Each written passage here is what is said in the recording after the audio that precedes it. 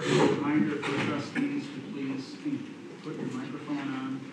You have something to say publicly.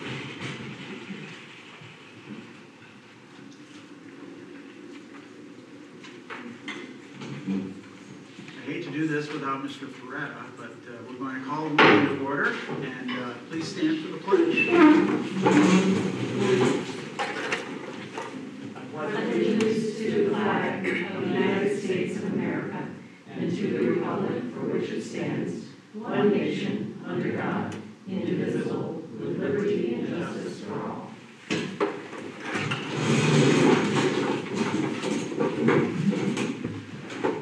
Good evening, everyone. Welcome to our guests. We'll start out this evening with an opportunity for communications from the public and press. Folks from Massena Public Library, I assume you must be here to say something to us.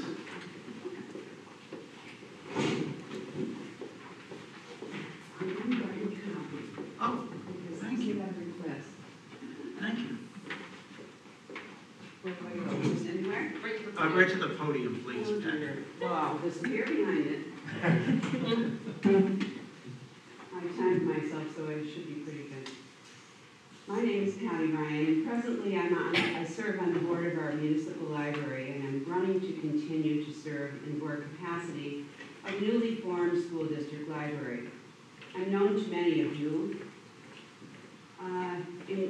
in other personal and community roles: parent, retired but persistent educator, volunteer musician in Louisville, Norfolk, sometimes Norwood, longtime hospice volunteer.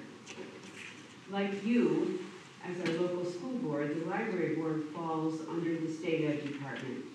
Like you, we are tasked with acting in the best interest of the people that we serve. Our board's choice to put before the voters of the community the possibility of becoming a school district library was made to stabilize funding.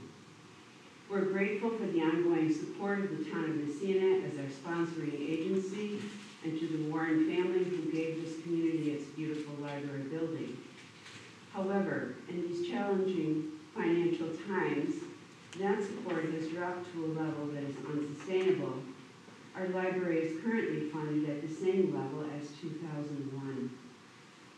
In our state, the only alternative stabilizing funding model is the formation of the school district library.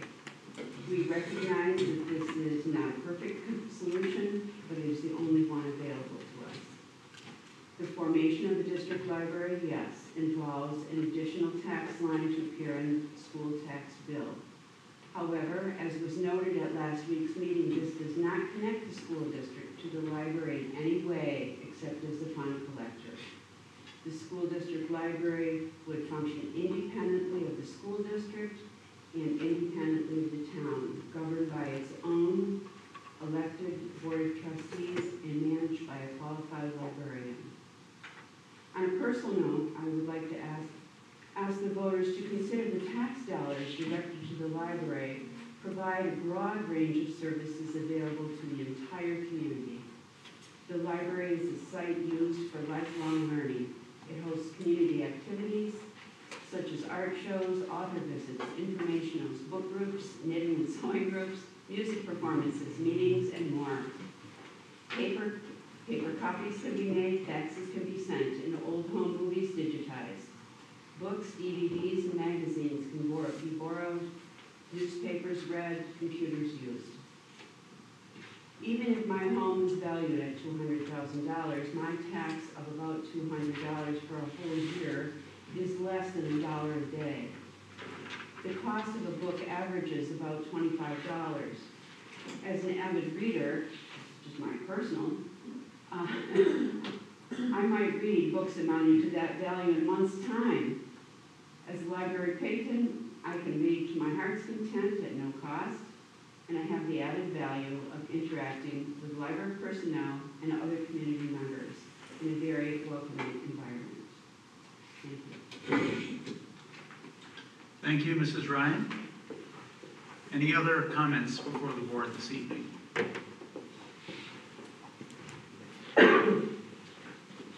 When I first came here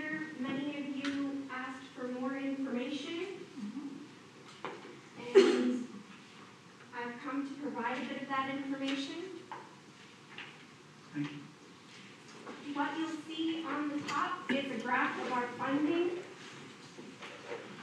over the past more than 20 years.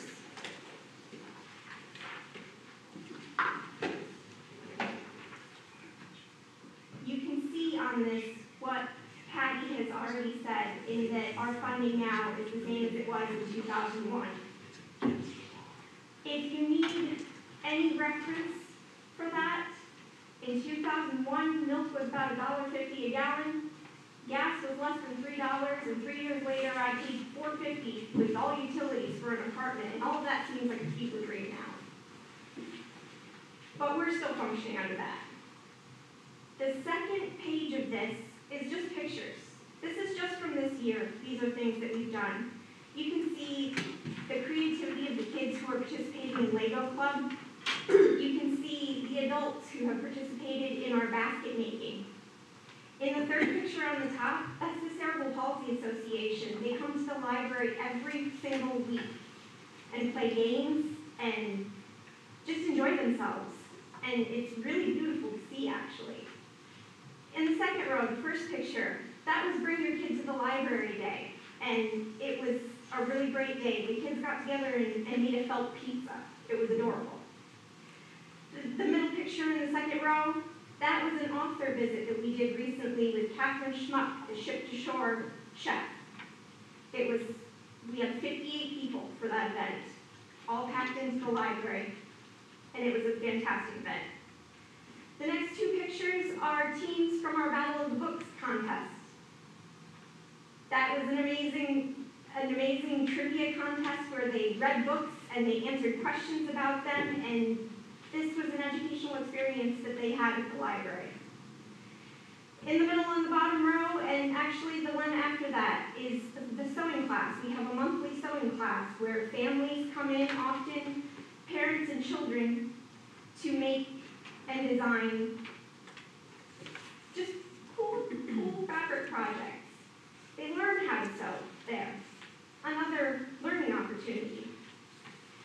On the last page, I offered it to you last time, nobody accepted, so I'm just giving it to you here, so you can see what my tax bill looks like. This is my actual tax bill. This is what I pay in Canton for my school. I have no children, by the way. So anyone who thinks I don't use the library, I shouldn't pay for it. I don't have children, but I still very much support my school. I still pay my taxes enthusiastically, honestly. And you can see that the school that is a separate line from the library tax, where I pay $63.56 each year to support my library, which is entirely funded through the school district. That's it. I just wanted to pass on that information to you. Thank you. Anyone else? Okay, we will move on then to reports from board members. Our first report is the Facilities Committee report. Trustee LeBlanc. Hello, so we met February 28th, 26th, 5 o'clock at the transport building. Dan, Suzanne, Greg, Mike, Mallory, Ron, and not Kevin, but Darren was there. We took a tour. We saw the new equipment that was recently purchased, the new vehicle, the investment that we did in the building, and we saw what they would like to add to the financial budget in future years, so we have a good idea of what the demands are. We talked about the architect RFP that was to be posted that week. I believe it's posted already. And when the RFP is going to be done, who's going to evaluate and when we're going to vote for it. We talked about the capital project, the punch list. The phase 3 was left. We talked about the auditorium fire system. We talked about a little bit about the phase 2 that we had stuff that had to be done. We talked a little bit about the steam pipe, the situation, which was a great job. And we talked about the pending subject that I brought to the board at one point, the EV charger opportunity. We analyzed the offer. It was not quite interesting as we thought it was. And we also talked about the next capital outlay. The minutes are in file. Okay, thank you, Robert. Finance Committee, Mr. Peretta. Okay, the Finance Committee has met a number of times, I think beyond what's listed there. I'm going to give you kind of a general overview, and the meat and potatoes will come the next meeting. We've discussed administrative requests with the administrators. We've gone through those. We're pretty close to being finalized.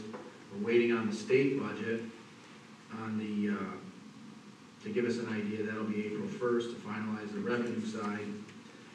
We are anticipating no tax increase. And as I said, the budget presentation will be the next meeting to go through the specifics of everything. Overall, we're in pretty good shape, and hopefully when April 1st or whenever the government downstate comes up with it, it'll be a little better than we hoped. But we're in a good financial position. Okay. Any questions? And I guess I should have asked if there were any questions on Robert's report. Okay, we'll move on now to Policy Committee. I think Mr. Monroe is going to give that report this evening. Okay, so the Policy Committee met on Tuesday this week. It was myself, Trustee Peretta, Trustee Hammock, Mr. Burke, and Mrs. Castell, our Director of Special Education. We reviewed the 7,000 policy series. We invited Mrs. Castell as it pertained to her area of expertise. The first policy review is 7610, which is special education, the district plan. Mrs. Castell stated that the district plan appeared well and that the district plan would be updated. 7611, which was children with disabilities. That policy looked as well, but she also, we noticed there was a clause at the end, search for policy 7615, which was least restrictive environment. And we discovered that that is the wrong title for the policy. And so we're going to, Ashley's going to look for the correct title for that. The third policy review was 7640. That was good, no changes there. The same for 7641. Let's see. 7650. That was good, no changes there. 7652, 7660 were all good, no changes there. And let's see. 7670, we adopted that last year, but that was because it was part of the series, we wanted to group them together. 7680, that was good, no changes, as well as 7690. And that was it. Okay, I have a question actually on 7611, where you indicated that there was a wrong title. Does that change not necessitate another read-through, or are we good to go with that policy with that change made? So tonight, not doing the first read, we're just explaining which one, so at the next board meeting, we'll have the first read, and we'll have this fixed for the correct policy number. Okay, Or the so we'll see this Yes. come back. Yep. Okay, but everything else that looked good was review only, and we won't see those again, correct? Until the next round of 700 or 7,000 series review. Correct, but they're not on for tonight for approval, they'll be on April's agenda just because the policy committee met on Tuesday, we don't want to throw them at everybody within 48 hours of that. I see, Yes. got it, okay. Very good. Any other questions? Very good. Next is my report, and I don't have a whole lot to say. You see on your agenda that the BOCE's annual meeting is April 11th. If you have nothing else going on that evening and you would like to attend, I guess the RSVPs for that are due on March 25th. So just see Ashley or give Ashley a call or send her an email, and she'll put you on that list to attend that meeting. Moving on to reports from administration. Mr. Burke? What meeting will be in October? I think that meeting is it in Ogdensburg? Yes, Oh, dinner, dinner in Ogdensburg. the tech center in Augsburg, Okay. 1000 Clark Street. I would have assumed it was in the main office. Serve a bigger meal. Okay, I'll be there. It's my birthday, maybe I should go. Get a big meal.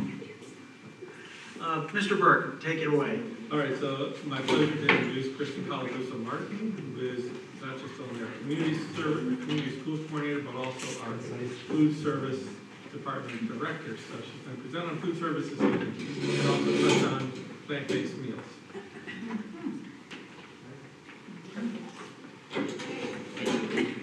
Everybody's warning me not to talk too much, so. Okay, so I'm here with your update on what's going on with our district food service for the year. So the programs that we run under our food service department are the National School Lunch Program, the After School Snack Program, Summer Meals, and Farm to School. Farm to School is, we did it a little bit in the past, but we've really expanded it out this year. We're currently purchasing foods directly from 5 different farms. In the Massena area, we go all the way out to Hopkinton. So that has been a really cool new initiative. Oh, and I also included, I won't read them, but quotes from our staff and from our families about our meals. So that's what the black letters are. So far this year, we've had 106 serving days where we've served just over 119,000 breakfasts and 147,000 lunches and 27 catering events. So those numbers, I'm going to show you a slide in a minute that shows how much more they are than in the past. But basically, the lunch program has really expanded, and the breakfast program, and it's interesting to watch the trajectory from the different schools to see like what's popular, what's not. Like for example, at Jefferson, they serve almost more breakfast than they do lunches every day. And at Madison, Nicole and the team at Madison have figured out a way to get snacks to almost every child in the building before they leave for the day. You can't really see the quote at the bottom, but that came in today. I thought it was really great. It's from a teacher at high school. And he just said, I've got to say that the lunches have been looking really amazing lately. I've been eating more lunches than I normally do, and I've really been enjoying them. I love the salad bar, I love the black beans on the salad bar, as well as the other what seems to be a Hispanic, so it's our marinated black bean salad. And he just wants to say, congratulations, we're doing a spectacular job. He's never said good things about school lunches before this. So I thought that was a real testament to the changes that we made.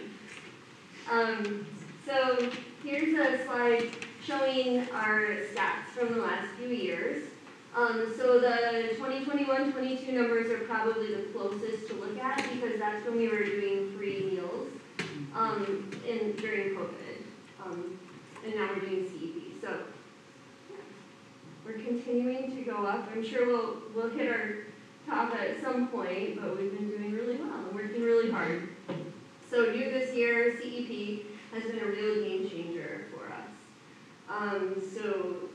We're eligible, so that's a free breakfast and free lunch for all students in the district.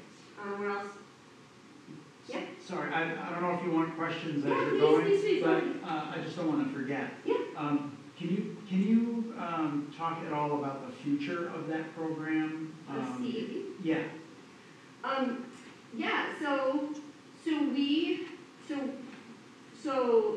They've continued to change the eligibility for CEP. So when I first came on board with food service, you had to have, I think it was over 60% free reduced lunch eligibility. I believe it's down to around 40% now, which has made other choices not even, Trinity is now eligible. So they've kind of lowered the eligibility threshold. We're not sure where that's going to go. Right now, we have it for 5 years. You know, we have CEP for 5 years. So this That is was the what first I was year. getting at. So we're Yeah. we're in year one, we've got 4 more years after this one. Wow. There's not a lot of movement towards ending free breakfast and lunches for children across the country. So, from what I've seen and just kind of the meetings and advocacy sessions that I've been participating in, this is not something that is anticipated to be going away, especially for an area as high poverty as our district. So, it was pretty, it was a big application to get through, but we got through it, and then we actually helped Parishville Hopkinton with theirs and Trinity, so. Farm to School has been just really, really great. So we're buying eggs from a farmer whose grandkids go to Jefferson. We are buying pork products from a farmer whose wife works at Nightingale. It's all really, really local, and I feel strongly about Farm to School. It keeps our dollars in our local economy, it supports our families really directly, and it completely cuts out the middleman. So we are just buying the raw ingredients from farmers. Our produce is coming from an organic farm out on County Route 49 outside of Winthrop. So it's pretty good. The farmer actually comes to my house because I live in between, and we transfer cars, put the produce in the back of my car, and I drive it into Massena. So I guess we get really creative with how we're sourcing our items and how we're getting them to our kids. Just one really quick story about Farm to School is that we've been serving egg salad. If you're all privy to the emails that I send out, the menus, we're serving a lot of egg salad because that's been really popular this year. And the last time that we did it, a couple of weeks ago, our cooks were like, I put on the menu and they're like, okay. They're like, when we serve egg salad, can we get eggs from the farm, from Triple H? And I was like, for the whole district? And they were like, yeah. And I was like, did you talk to the farmer to see if we could get enough? And they're like, yeah. And I was like, did you find out how much it is? And they're like, yeah, it's like 40 dozen eggs. So our cooks in the high school kitchen opted to hard boil and peel 40 dozen eggs instead of just getting bags of sort of pre-boiled, sort of pickled tasting eggs from Renzi. So I think that as staff are really seeing the value in how much better fresh food tastes and real food tastes, and feel good about how we're serving it to our students and staff. I talked to you last year about our back-of-the-house software implementation. We're doing really well with that. It's helping us to track our expenditures of inventory and keep track of what we have coming in, what's going out, where product is at any given time. With 5 buildings and things moving around constantly, it's been a big process to really get a handle on it. And it's kind of been done with pads of paper and pencils in the past. So digitizing that has been a big project. We're really utilizing the after-school snack program too in every single building to as many kids as we possibly can.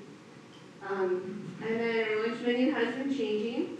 So while you all were meeting, we're talking about the lunch menu. So we add about 2 new things every month, and we keep on some favorite things. And we're trying to, so 2 new recipes. Now we're trying to add 2 meatless options, so 2 plant-based options. Keep on some favorites, shed off some of the things that maybe aren't as delicious or palatable. So that's been really good. So this month you can watch for, let me see, I think Cuban black bean and rice bowls, eggplant parmesan, and we're having some roasted chickpeas. So bonzo roasted chickpeas.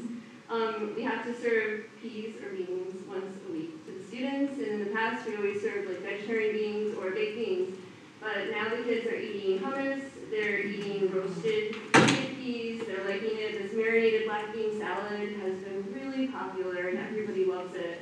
So we're really trying to get the kids to try some new and different foods and get the cooks to try some new and different foods, and sometimes we win and sometimes not so much, but it's good to try. Tuesdays and Thursdays are our home cooked meal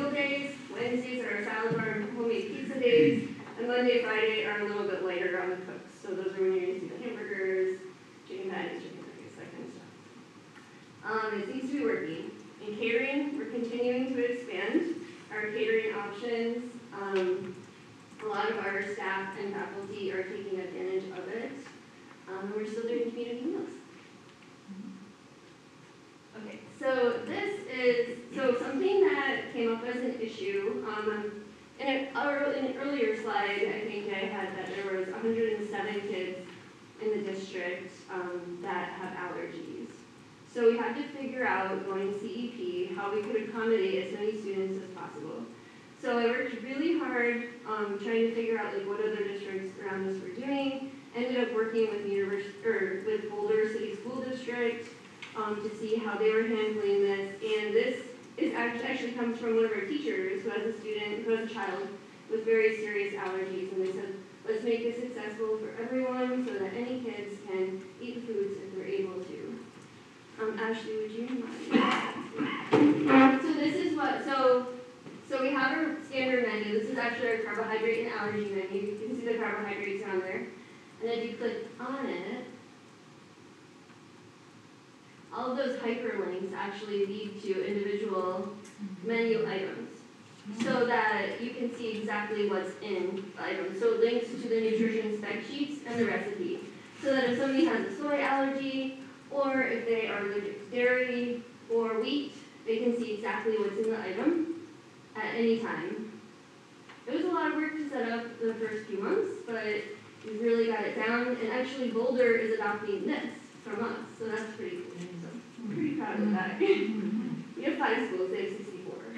So, and they were the only other school district that I could find that was even doing anything remotely close with allergies. And just making, I think this is a great quote, thank you. So it was the first lunch I was able to eat here at school. Thank you for trying to include people with food challenges. That was from a staff person. So, students heard about plant-based options. And yeah, so I guess there was some conversation at previous meetings about plant-based options. What's the availability, what would implementation look like, what would the cost look like, and is it right for us? And I guess my first question is, because food service runs on a separate operating budget, we're essentially like marketing and selling our products, right? So we need to make food that looks good and tastes good so that people want to buy it, so that we get reimbursed for the foods, or we get the sales from our employees purchasing them. So, it's do people want plant-based foods? Like, what is the desire? So, I think that we're starting to kind of delve into it and see what people like, if they're interested in it. I think the marinated black bean salad, once we put that on the menu, got some really great feedback. Actually, I posted it on our Facebook page, and parents were asking for the recipe. And I was like, well, that's a good sign, right? So, yeah, and what would implementation look like? So I guess my question would be, like, what do the kids want? Do the kids want to eat this? How do the kids feel about it? We did put tofu on the menu last month for the first time. So I started with hummus and thought that was a huge win. And then I just took a plunge and put tofu on the menu. And just for junior high and high school, and it was pretty good. I mean, there was definitely a learning curve with the cooks as well as with the students, but they at that time got to have stir fry with rice, and then they could choose chicken or tofu. And the tofu went pretty well. I think at that age level, kids are thinking a little bit more about their health and about, their bodies and staying healthier. Staff liked it. I don't know, yeah. It's interesting, right? Like, it will be interesting to try it. The eggplant parm, and I guess my other question about plant-based is, are we talking about vegan or are we talking about vegetarian? Because we also have to meet the USDA, requirements, which include a meat or meat alternative. So we have to have 2.5 ounces of some kind of meat or meat alternative. So that can be cheese, it can be nuts, it can be a meat item, but remember, we have 107 kids with allergies. So, we have our soy allergies, we have our dairy allergies, we have our nut allergies, we have a lot of nut allergies. So how do we kind of figure out, the least amount of processing in the foods that kids are still going to take and still going to eat? Does anybody have any questions about plant-based foods and how it would look in Massena? Yeah. Well, 2 things. First of all, you just said that, and I didn't know this, that you can do different menus, options for the upper grades and the lower grades. Yep. I didn't know that. So that's interesting, because the older kids might want some of those plant-based more than the others. And also, oh, there's gone. should have written it down, right then and there. Give me a minute, go on. What has the? Oh, I know what I was gonna say. Okay. Because, sorry. Trying to help. Yeah, sorry.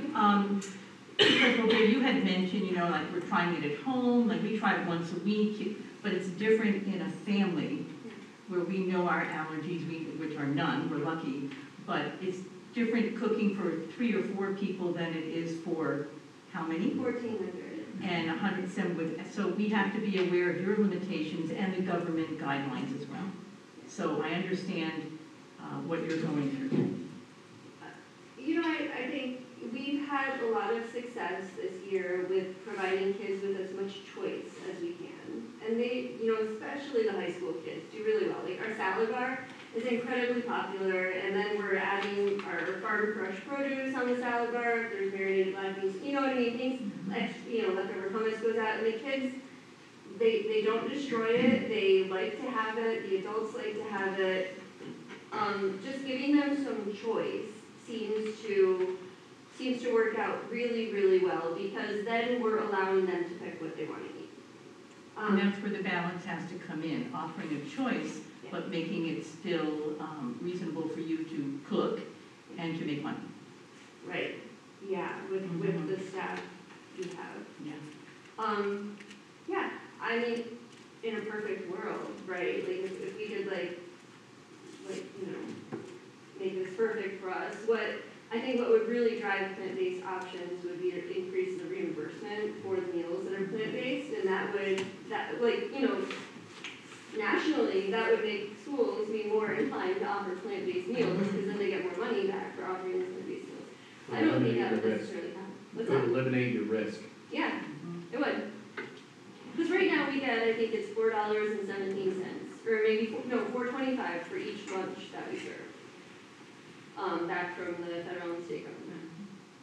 So I also need to make sure that our costs are staying within that parameter. And we can, you know, some meals will be a little bit less expensive, so then we can do an Italian sausage with onions and peppers from Ortman Farms, right? Which everybody loves. They love it so much, but I can't do it all the time because cost-wise it's really expensive. But we usually offer 2 options. So there's 2 main options. Most of the time, it's a hot option and a cold option. So it might be like, I think today was tangerine chicken and a sandwich. And then there's always peanut butter and jelly sandwich. Peanut butter or sometimes cheese, depending on like the kids. The elementary schools especially know the kids and what they like to eat. So there's always an option. But yeah. I don't know, we'll see. I mean, I think that plant-based options are a great idea. We just need to figure out how it works for our community in Massena. And I think by just kind of seeding it in a couple of times a month in the menu to see if people like it, they're getting used to it. I put snickerdoodle hummus on the menu again for April. You know, the first time I did hummus, people were like, oh my God. You know, like, the second time they're like, okay. The third time they're like, oh, this does kind of taste like cookie dough. You know, like just getting used to the idea and getting, you know, making it more normal instead of a really big event. But I do have to say, when we put hummus on the menu, I saw some kids from BoC's in the hallway, BoC's culinary program, and they told me in the hall, they were like, oh, Mrs. Collerson. I'm like, yeah. They're like, I go into BoC's. I told everybody that we had tofu, and I was like, did you try some? And he's like, no. I was like, he's like, but I told them we had tofu, and they couldn't even believe it, because nobody else is doing that. And I was like, well, that's pretty cool. Like, at least we're offering, right? I mean, at least if they're not eating it, they're, like, thinking about it and bringing it to their culinary program. So, something to win. I wanted to say congratulations, great job, great leadership. We appreciate what you do in the kitchen. And to your staff also, please relay the compliments to your staff, because they seem to be motivated and they're making a big difference. And we're here to help the kids. So all the effort that you're feeding the kids at a good level, you know, with nutritional food. So I really appreciate what you do. So first I want to do that. And then if you were not involved in this department, but you had a daughter or a son in 5th grade, would you like them to always have an option, a plant-based option on the menu? Like if I was a parent right Yeah. now, with your knowledge, but not involving the department. At this time you're involved, you can make a difference, you know it's there. But if it was somebody else, then you didn't know. Because you're not gonna be there forever. Yeah, I probably would, but I would also want them to be foods that my child would eat, Yes. right? So I wouldn't want them to be, But have if- access to food that they would be too picky to eat. Exactly. So they will need it, so. But I would want them to have like good, like solid, healthy options that I feel are good nutrition that's contributing to their development and their positive learning. And that's a good option too. Tasty food. Some kids prefer to have the tasty junk food. Some kids prefer, with all the allergies, prefer to have something more nutritional. Yeah, it's true. I tried to take away hot dogs last year, and the elementaries were like, please bring back hot dogs. I was like, please, hot dogs. Literally, we do. Please bring Did you them try back. the tofu? I don't know. They might be expensive. I don't know. So, that's a great question. So I was actually at Ramsey earlier this week, and I did talk to them about plant-based options to see what they had available.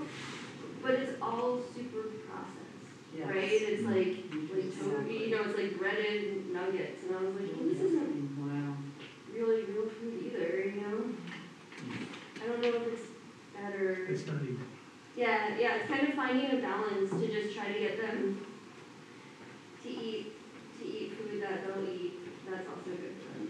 As often as possible, right? It's not going to be all the time. I can't take away the popcorn chicken rolls or the hot dogs, but I'm going to add a hummus. And we're going to add some Cuban black beans and rice to see if people like it. So I think it's just kind of finding that place and recognizing that we're not the community that Boulder is, right? Like that's not our community, but we can do the best we can for the kids that are here. So I'd love to put a salad bar in every one of the buildings. I really would. Do we have like the space? We don't really have the space in the other kitchens. We just went through a capital project and, but maybe we get there eventually. Kristen, that was what I wanted to ask about. When Joyce said, oh, I didn't know you could offer different things at different levels, and it always has been that way. But are you more standardizing because of this initiative? Are you making the menus more standard, like it doesn't matter what building you're going to, you're having the same options? I'm trying really hard to do that, yeah. So I'm trying really hard to make sure that, if we're offering like maple sriracha roasted chickpeas at the high school, that the elementary kids have the option of having that too, and that we're encouraging them to try those new foods. And then that was going to be my next question, like the more exotic, I'll call it, meals at the elementary, are you seeing a higher waste?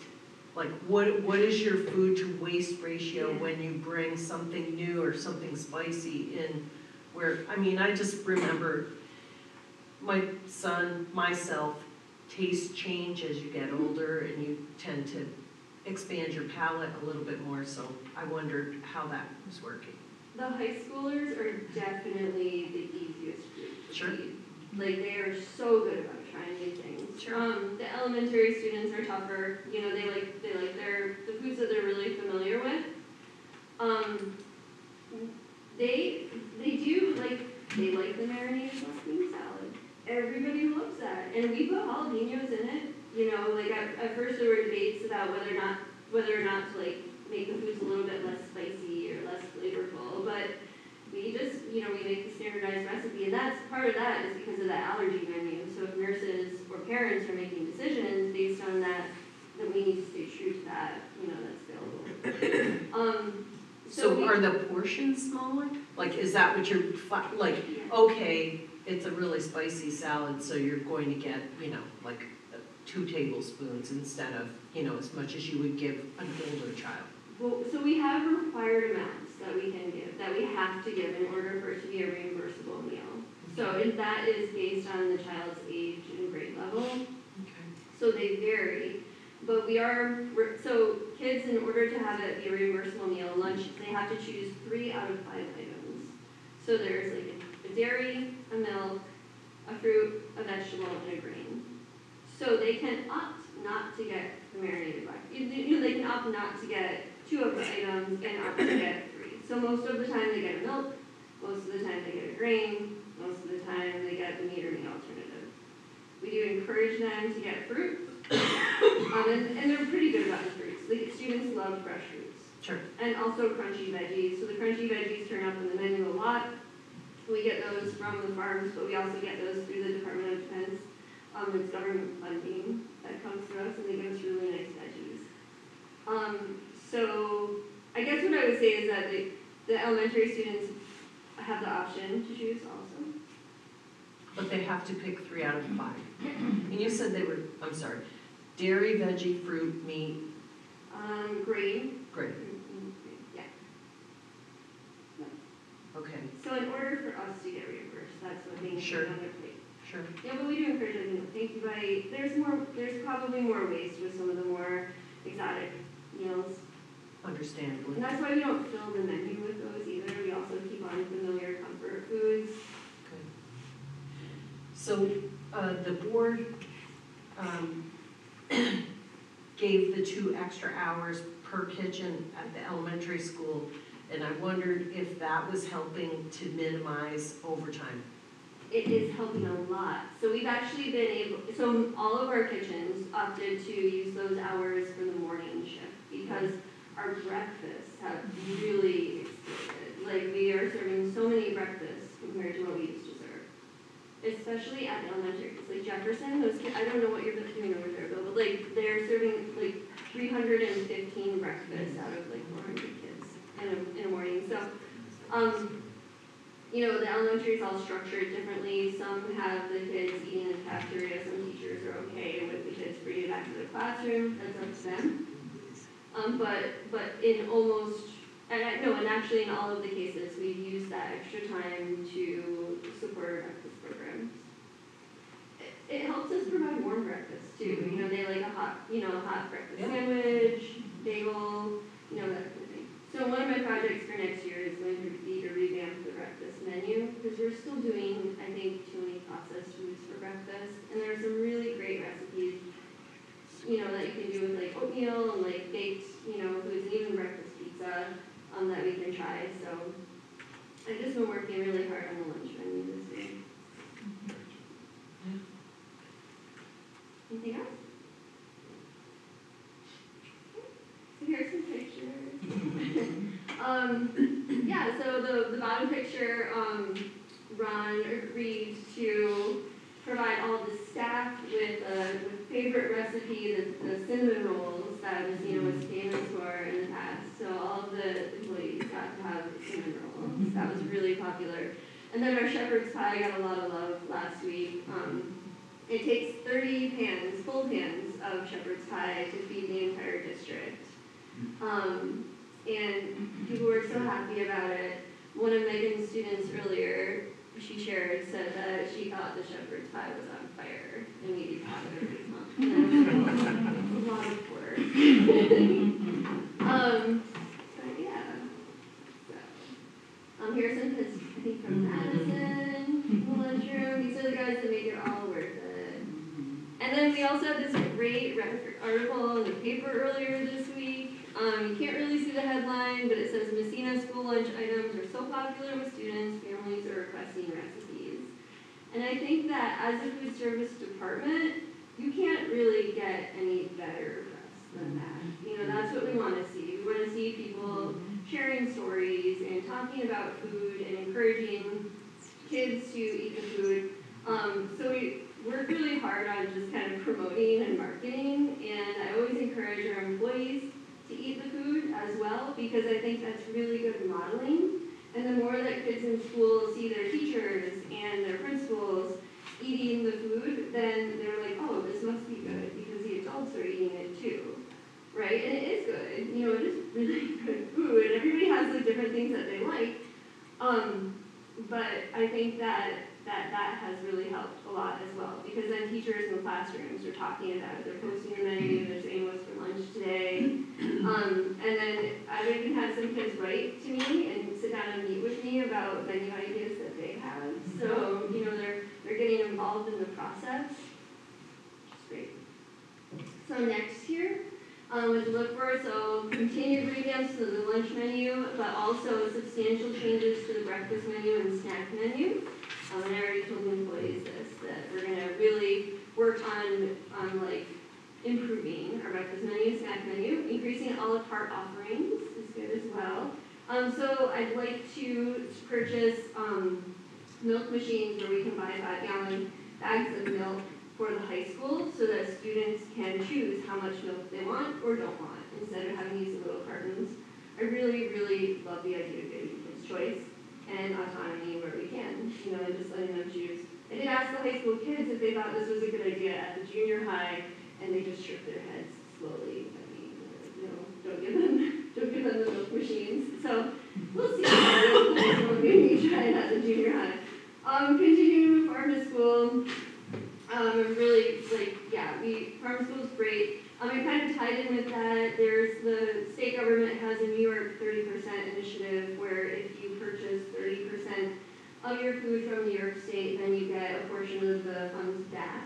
So we've been tracking all year long the amount of food that we're purchasing from Renzi and from Glacier. So from our distributors, that's from New York State. So hopefully we can hit that 30% mark. The Clinton, Essex, Hamilton cooperative extension has helped us with that. And then also I've been investing in employees because they are the real hard workers. They're the MVPs.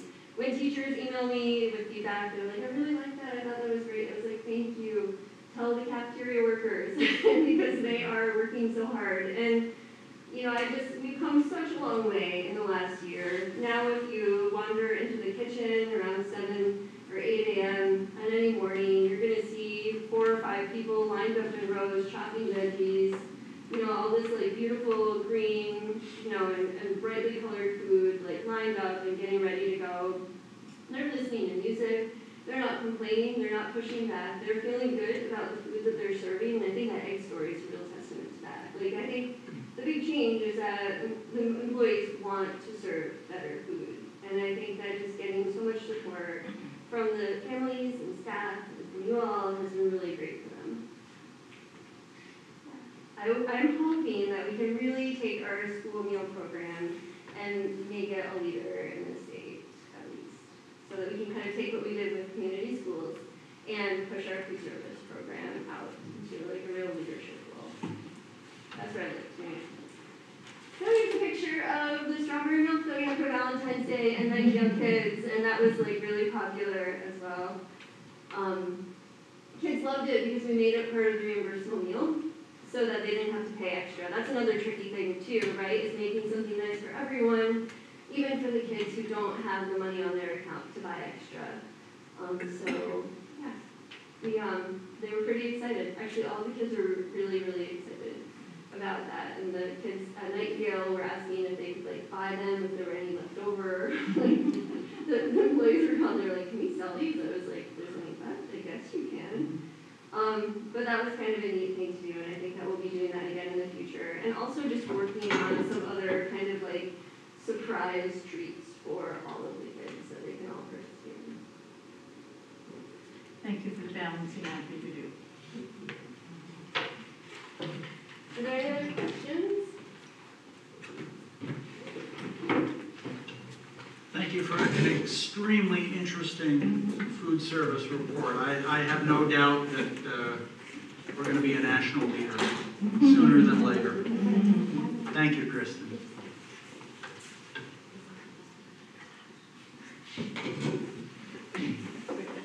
Yes, thanks to Kristen and her entire staff. It's pretty amazing what happens when employees get behind and the magic that happens. And we see that on a daily basis in all of our departments here. So again, congratulations, Kristen and her folks. The next item for me is just to talk with the board real quickly. I know the board has been interested in tracking our alumni and their feelings, their opinions about their education here at Massena. We've had a committee that has met with a company called LifeTrack, and we are proposing to the board that we enter into the contract through a cooperative purchasing program through another BOCES to get into the LifeTrack program. What we will be doing there is 3 surveys, one prior to graduation, one 18 months out of graduation, another one 5 years out, Plus, we'd also be able to track our alumni through what's called the 1-800 program, or 1-800 reunion, and that's where the students are able to put their demographics, their contact information in, so that when it does come time for reunion, the classes can reach out to them. The district will also have that information available, so we can keep in contact with our alumni as well, beyond just the surveys. The cost, if we order this or sign on the dotted line prior to March 31st, is $15 per student, so we'd be looking at just under $3,000. And again, it is aidable because we'd be purchasing through a BOCES. And again, that $15 covers those surveys for this particular, for the class of 2024, all three of those, and then we would do this again hopefully next year. The board and the district has full rights over which questions to ask.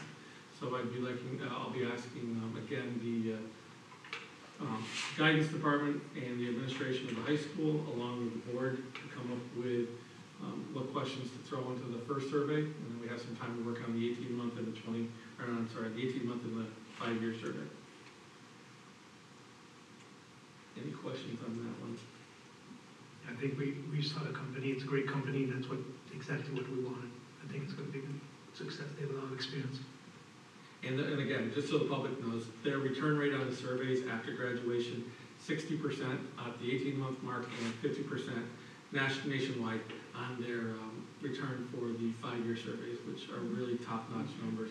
They are very relentless about reaching out. They reach out, I believe it's either 4 or 5 times to each alumni until they get the response back. Okay. Through the Finance Committee, we are also recommending to the board that we establish by proposition a capital reserve fund to be funded up to $5 million for the purchase of vehicles, which would include not only the buses and transportation department vehicles, but also the other vehicles such as maintenance trucks or vans, possibly tractors down the road, as we need to replace those, and that would be usable over the next several years. And again, we'd be looking to fund up to $5 million. Wouldn't necessarily start out that way, but if we have unappropriated fund balance, we could certainly use some of that money to begin that reserve for our future.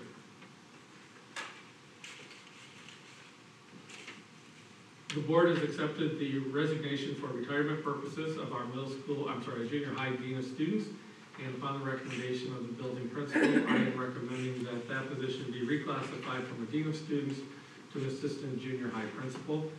There are many benefits to that, not just in terms of being able to more effectively deal with student discipline issues, but also in terms of evaluation of staff. At this board, for a number of months, actually probably more than a year now, there has been conversation about foreign language at the younger levels. And we've talked about this, we've kind of beaten it around, and unfortunately we keep having the conversation here, but we now, I think, need to move it out to the field. And I'd ask the board's permission to create an ad hoc committee to study what does that look like, where is it, where do we actually implement this, and how. And I would ask that we'd have some board member participation along with administration and the teachers. Certainly foreign language, but also it could be a fairly large committee in terms of the number of people we want represented. But I think that that's our next logical step. That way, again, it's not a top-down decision, but it's actually the people that are going to be involved and that are going to be most impacted. Currently, we have a CSE chairperson who for a number of years has been at 80%. Again, the board has accepted her resignation for retirement purposes, effective June 30th, and I'm asking that the board consider moving that to a 1.0 position. Again, it's our special ed department where we are seeing increasing numbers of IEP recommendations, CSE meetings. It's definitely a necessity. And the reason I'm asking for these two outside of the budget, normally we wait until the budget passes. However, these are critical. The junior high principal, assistant principal, and the chairperson, I'd like to be advertising for those, especially on the CSE chairperson with our current incumbent retiring. She has so much knowledge that we cannot simply just hand the keys of the office over on June 30th and expect her to be able to train that person with just turn over the keys. and I did miss one. Also, the creation of a 1.0 FTE for the computer technician. This is really not a new position, but a shift. Currently, we have a 1.0 FTE from BOCES through shared service. The benefit of having our own person is that we are involved in that selection process. We've had a major continual turnover in that role this year. I think that right now we are on our 8th individual.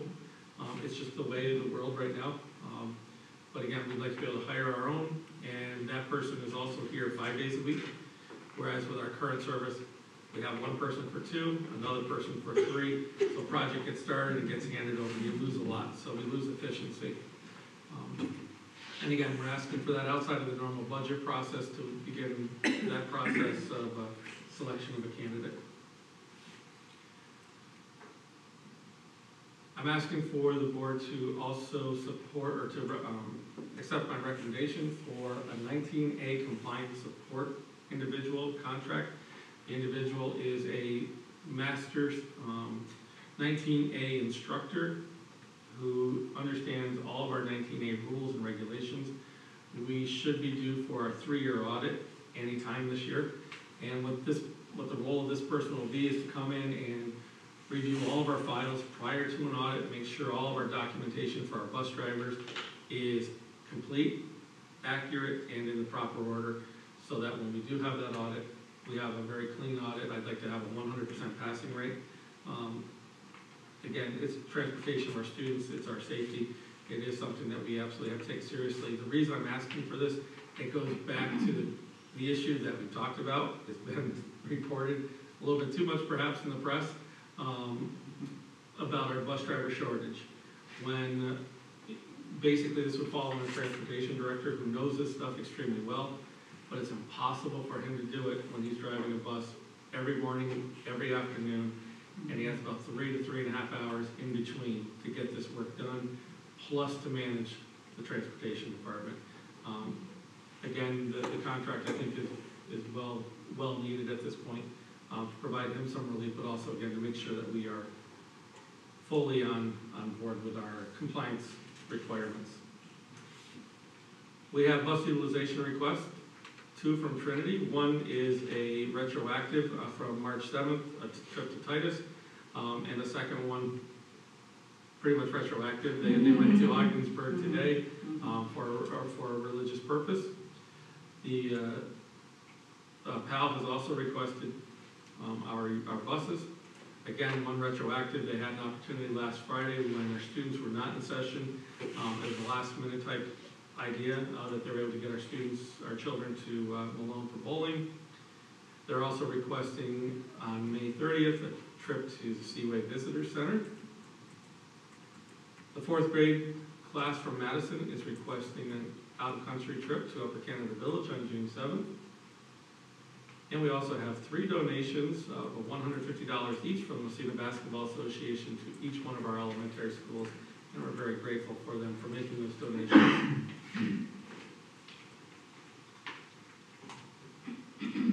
Any questions on anything I've thrown? Sorry, I went through it pretty quick. It's not as interesting as the lunch.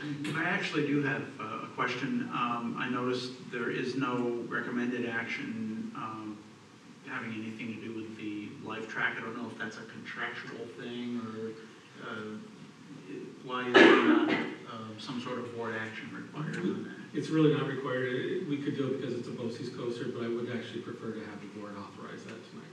So if somebody would add that on to the either the consent agenda or the action item. Because again, this is something that did originate with the board, and I think that was part of the board goals, I believe. So it does make sense to throw that in as an action item. I would entertain a motion to modify the agenda to add the life track. Is it a contract? It will be a cross contract with BOCES. The life track contract with the downstate BOCES to the other items for action. So move. Do I have a second?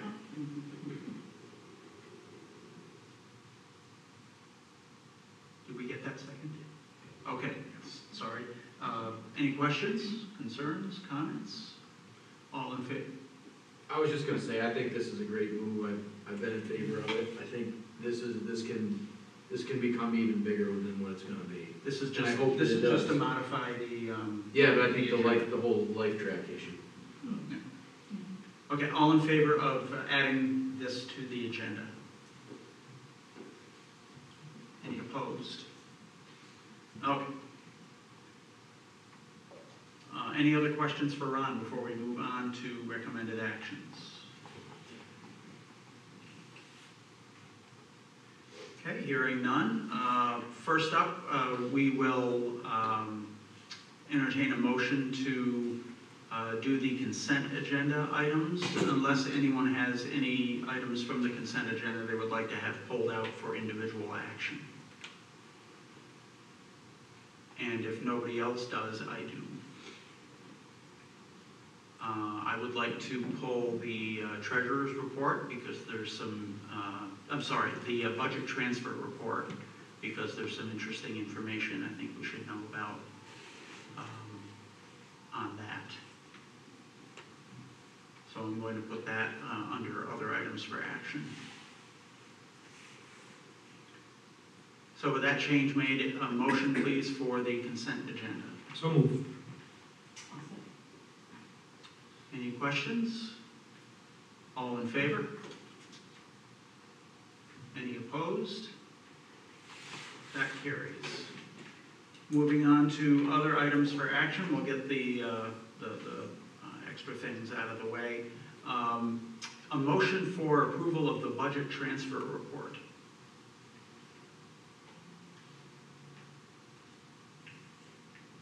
I'll move that. Questions or comments? Let's hear it. What drew, as I went through these, what drew my attention was item number 2344, which is the third one down on the transfer sheet, a bill from NISBA for $13,493. I wondered what that was all about, so I asked Ron. And according to Mallory, this was for what purpose? That was, state aid planning came in and looked at our Form A of the ST3 and found some changes that increased our foundation aid from 2 years ago, and then their fees 15% of what they found, which is what that is. So basically, a year or so ago, we had a state aid audit done. This was when Pat was superintendent. School Aid Services, which is an arm of the School Boards Association, came in and audited our aid amounts and actually found some aid that we were due that we had not received. And it's along the lines of $100,000 or a little bit more. And this bill is their cut, NISBA's cut of the money that we received that was extra. So I think that's a really good thing that we had that audit done. Just wanted to point that out. Next, I would entertain a motion for the contract with the downstate BOCES for life track services. We didn't vote. Oh, excuse me, I'm sorry. All in favor of the budget transfer report? Did we do the motion? We have. Yes, I know we have that. I approve as well. Any opposed? That carries.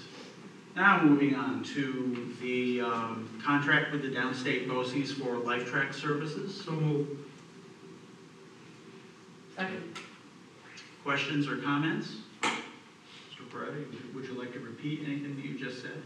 I think it's a great move. I think staying connected to our students who then become future alumni, some of which are taxpayers, it's all a good thing.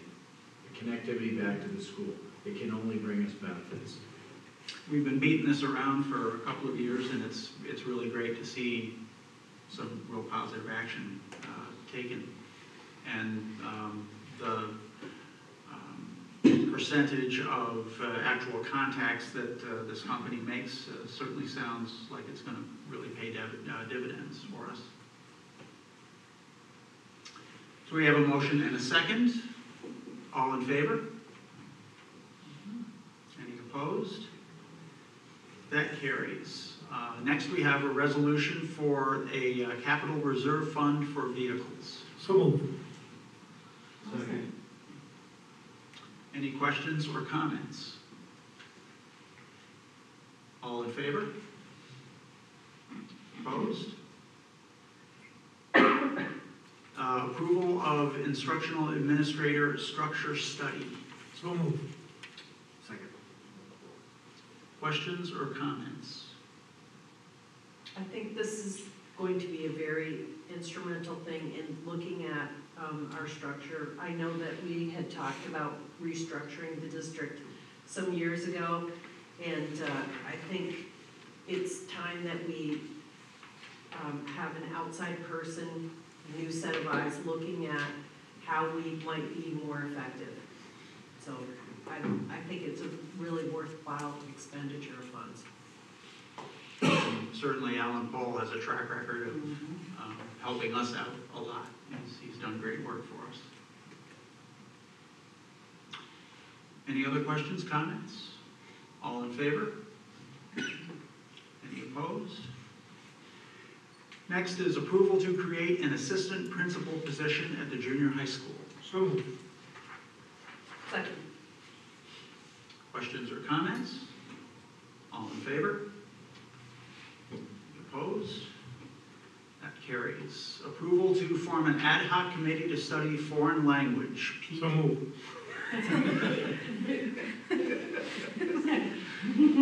Any questions or comments? Thank you very much. I have more ideas, but I'll bring them to the committee because I was about to present them tonight, but let's bring it to the committee. And Mr. Burke, you're going to solicit volunteers to serve on that committee? Mrs. Charleston and I will get together and we will work on that. Okay. Very good. Any other questions or comments? All in favor? Any opposed? That carries. Approval to create a 1.0 FTE computer technician position. So moved. Second. Questions or comments? All in favor? Any opposed? Okay.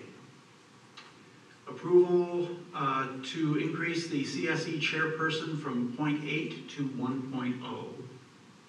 So moved. Any questions or comments? All in favor? Any opposed?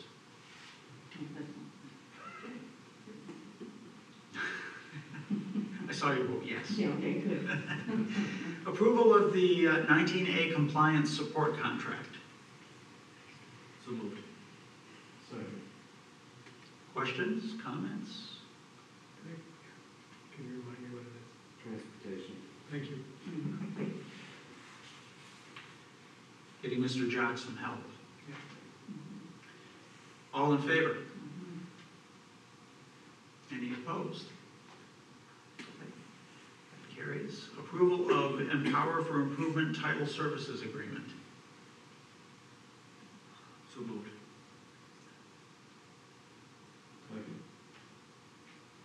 Any questions or comments? Where is that? I'm looking. It's right below the 19A. No, I got bus utilization request from Trinity Catholic. Oh, It's on the bottom.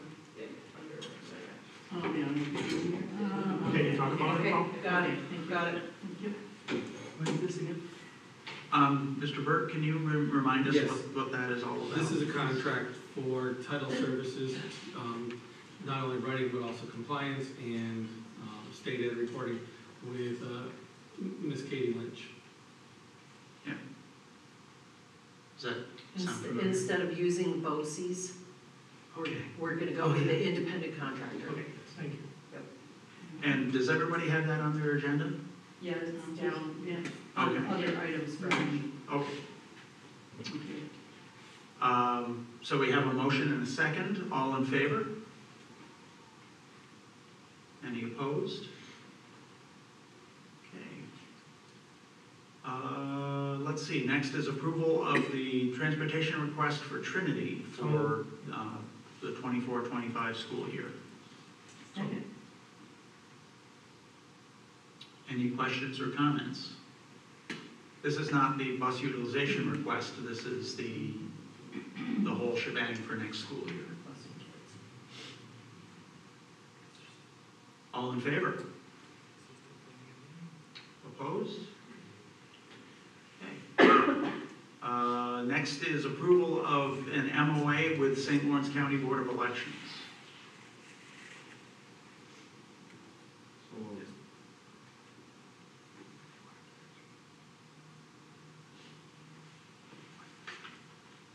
Do we have a second This is for a school board. for the Yeah, board second. budget vote and stuff? Any questions or comments? All in favor? Opposed? All right. Approval of an out-of-county field trip request to Upper Canada Village. So moved. Second. Questions? All in favor? Okay, that carries. Approval of bus utilization request from Trinity Catholic. So moved. Questions? All in favor? Okay. And approval of bus utilization request from PAL 315 and 530, 2024. So moved. Second. Questions? All in favor? All right, approval of BOCES internal claims auditor. So moved. Second. Okay, any questions or comments on that? All in favor? Any opposed?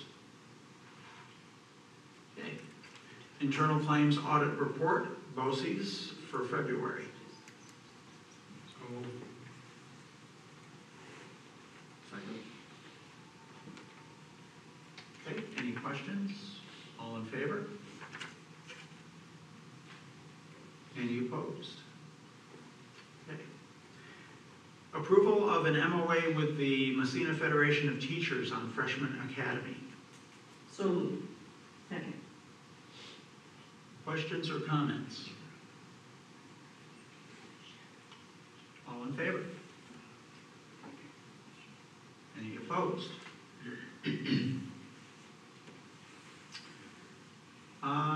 Resolution on paid administrative leave. So moved. Second. Any questions or comments? All in favor? And any opposed? Okay, that takes care of all of those. Next is approval of personnel action items. Mr. Burke. Mr. Hagan, I recommend approval of the foregoing actions as listed in items 1 through 49. So moved. Second. Questions or comments? All in favor? Any opposed? That carries. Okay, next we move on to new business and items for future agendas, and you cannot say No. that we have to do something about foreign language. That's right. They've been done. Honestly though, do we have any items for future agendas? Just want to say thank you for that opportunity. I think the insurance paid for this presentation that we went yesterday. Very educational, interesting, good speakership. And there's another one. It's going to be a webinar on AI and the legal aspect of it. I think it's April 11th. I'm planning to sign up to it. It's good information, so. Yeah, and certainly anytime that the board sees a webinar or a seminar from Utica National, if you are available, they're almost always fantastic. You usually walk away with something really good out of them. And the insurance wants us to do the right thing, and they offer us this kind of knowledge and also a software they talked about yesterday. I don't know if we downloaded that or we looked at it. I'll look at it. Yeah, I played around with it a little bit during the seminar. It looks pretty neat. Efficient, already on it. When is the AI? April 11 already. It's probably an hour or two. Oh yeah, it's from 10 to, it's 1 hour and a half, 90 minutes, April 11. It's going to be a webinar on the legal aspect, legal optic of AI. Should be interesting anyway for me. I can get some information. Thank you. Then, yeah, that'd be great. It sounds like an option for me on my birthday to stay home and do a webinar instead of going to BOCES. Are they recorded, do you know? It's important. I don't know. This is a milestone. I don't know. No, it's not a milestone. It's going to be at 10 o'clock in the morning, 10 to 11. Sweet 61. Anything else for future agendas?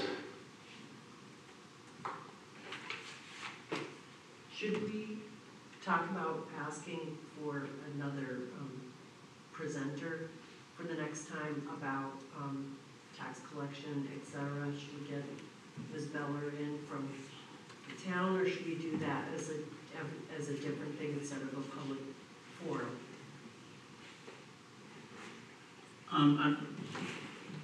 We talked a little bit about having sort of a joint meeting.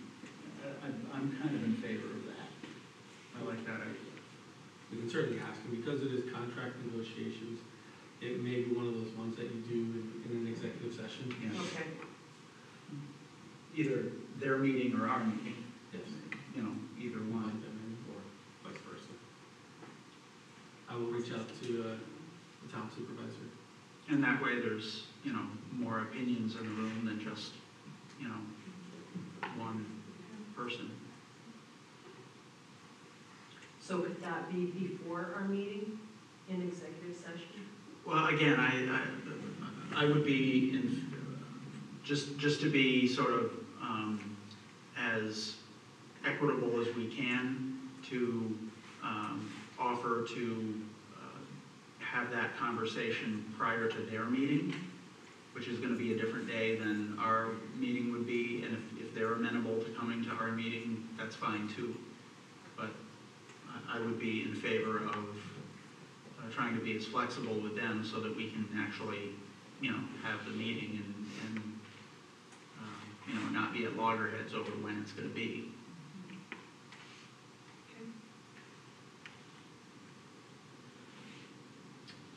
Mr. Greta, did you have something? The meeting of BOCES. Oh, yeah. Yep. Can we just kick something out to us sometime or some ideas? Yeah, I think there were a couple of ideas that have been floated. One was we'd like to, I think most people would like to be able to see the students in action. That's where we're going to learn the most. So what I'll be reaching out to on a recommendation is reaching out to BOCES to see if we can do a breakfast meeting for those that can be there. And that way we can also get a tour and actually get into the classroom to watch the students. But also I think it's important that not every board member is going to be able to make that. You know, due to work schedules, that type of thing. So also to have a second meeting, a true meeting at the BOCES Center, and then actually be able to, you know, it won't be quite the same, but you'll at least be able to get into the classroom spaces to see, you know, where they're working, what the result of the capital project was, and I'm sure you'll be able to also see some of the finished products that, especially at this time of year, that our students are working on. The students leave for work study, the seniors, which are in the morning, will leave in early April, so you'll have to get out in front of that. Yes. Then, because they'll be gone for most of the rest of the school year out on their job assignments. So if you did that morning meeting, you wouldn't see students after that.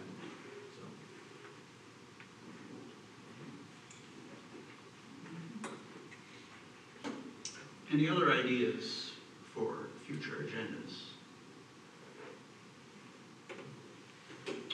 Okay, hearing none. Further communications from the public. Mrs. Ryan? Okay. I don't believe we have need for another executive session, in which case I would call for a motion for adjournment. So moved. Second. All in favor? Okay. Have a great night, everyone. Thank you.